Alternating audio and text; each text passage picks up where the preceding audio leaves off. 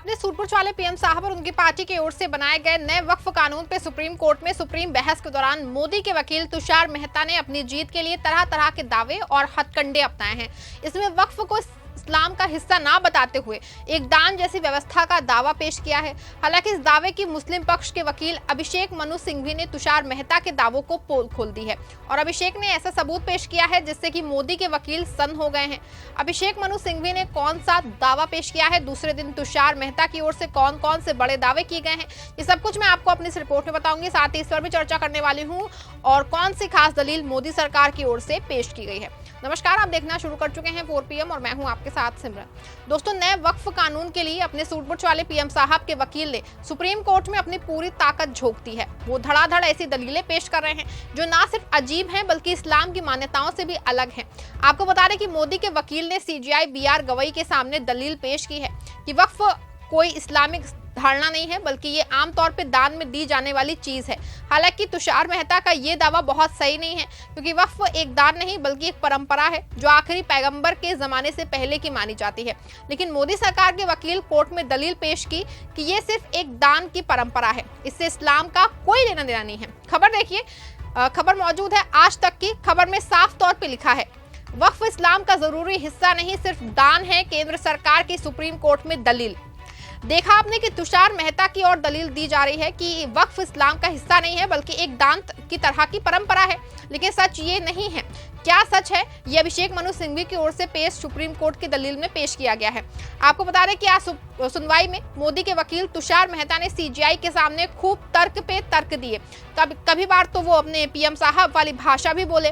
उन्होंने CJI BR Gavai को बताया कि 1923 में वक्फ को वक्फ से जुड़े लोगों द्वारा बनाया जा सकता है। 1955 में भी यही काम किया गया था। फिर नवंबर 2013 में चुनावों से ठीक पहले इसमें मुस्लिमों को शामिल नहीं किया गया। लेकिन कोई भी व्यक्ति वक्फ बना सकता है, उसे मुस्लिम होना चाहिए, उसे 5 साल तक इस्लाम का पालन करना होगा और ये केवल अपनी संपत्ति पर ही वक्फ बना सकता है, किसी और की संपत्ति पे नहीं, ताकि निजी या सरकारी संपत्ति पे होने वाले खतरे को खत्म किया जा सके। CJI BR गवई ने कहा कि उनका तर्क है कि इस मामले में सरकार अपना दावा खुद तय करेगी। तुषार मेहता की ओर से जवाब आया है कि राजस्व अधिकारी तय करते हैं कि ये सरकारी जमीन है या नहीं, लेकिन ये सिर्फ राजस्व रिकॉर्ड के लिए है। वो टाइटल तय नहीं कर सकते, ये फाइनल नहीं है। अगर आपने खुद को वक्फ बाय यूजर के तौर पे रजिस्टर किया है तो ये 2 अपवादों के साथ कह रहा है। इसके साथ ही तुषार मेहता की ओर से कहा गया कि वक्फ एक इस्लामी विचार है, लेकिन इस्लाम का मूल या अनिवार्य हिस्सा नहीं है।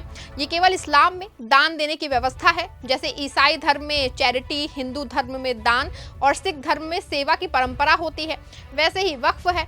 आपको बता दें कि मुस्लिम पक्ष द्वारा अपनी दलीलें पेश करने के लिए एक दिन बाद अपनी दलीलें पेश करते हुए सॉलिसिटर जनरल तुषार मेहता ने कोर्ट को बताया कि वक्फ बाय यूजर यानी लंबे समय तक धार्मिक उपयोग के आधार पे किसी जमीन को वक्फ घोषित करना का प्रावधान अब नए कानून में हटा दिया गया है। उन्होंने कहा कि किसी को भी सरकारी जमीन पे स्थायी अधिकार नहीं मिल सकता। सरकार ऐसी जमीन को पुनः प्राप्त कर सकती है चाहे वो वक्फ घोषित कर दी गई हो। आपको बता दें कि दूसरी ओर जो है मुस्लिम पक्ष के वकील अभिषेक मनु सिंघवी ने ही कहा कि दान दूसरे धर्मों में भी होते हैं, लेकिन किस धर्म के लिए लोगों के लिए ये व्यवस्था है कि आपको 5 साल या 10 साल उस धर्म के पालन करने का सबूत दिखाना होगा। वक्फ संशोधन कानून का ये प्रावधान संविधान के अनुच्छेद 15 का उल्लंघन है। सिंघवी ने यह भी सवाल उठाया कि वक्फ के रजिस्ट्रेशन के नाम पे एक तरह का आतंक गढ़ा जा रहा है, जहां संबंधित व्यक्ति या संस्थान को बार-बार रजिस्ट्रेशन कराने ऑफिस जाना होगा। सिंघवी ने सर्वे और उसके बाद सरकार की तरफ से दिए गए आंकड़े पे भी सवाल उठाया। अभिषेक मनु सिंघवी का यह भी सवाल था कि वक्फ बाय यूजर यानी कि इस्तेमाल के आधार पे वक्फ मानी जाने वाली अधिकतर संपत्तियों का कहीं कोई रजिस्ट्रेशन नहीं है। अब इन संपत्तियों को एक तरह से न्याय मांगना होगा। कोई भी कल गए विवाद खड़ा कर सकता है और इस तरह वक्फ का दर्जा छीन सकता है।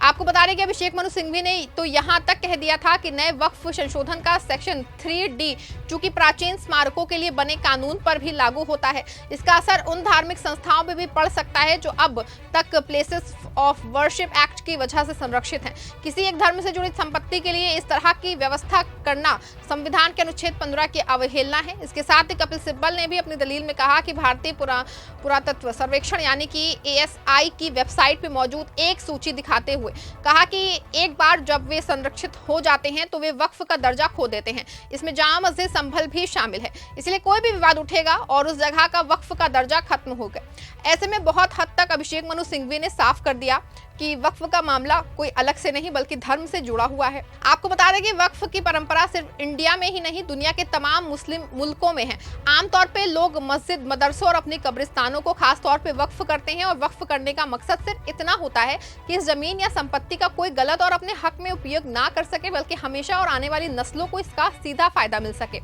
आपको बता दें कि मंगलवार को जब सॉलिसिटर जनरल तुषार मेहता ने कहा कि कल 3 मुद्दे हैं जिस पे रोक की मांग की गई है, तो सिब्बल ने कहा कि कुल 3 मुद्दे ही नहीं है, पूरे वक्फ पे अतिक्रमण का मुद्दा है। सिब्बल ने कहा कि कानून का मकसद वक्फ पे कब्जा करना है। कानून इस तरह से बनाया गया है कि वक्फ संपत्ति को बिना किसी प्रक्रिया का पालन किए छीन लिया जाए। सिब्बल ने कहा कि वक्फ संपत्ति के प्रबंधन का अधिकार छीन लिया गया है। केंद्रीय वक्फ परिषद के अधिकांश सदस्य गैर मुस्लिम हैं। नए कानून की धारा 9 जिसमें 12 गैर मुस्लिम और 10 मुस्लिम हैं।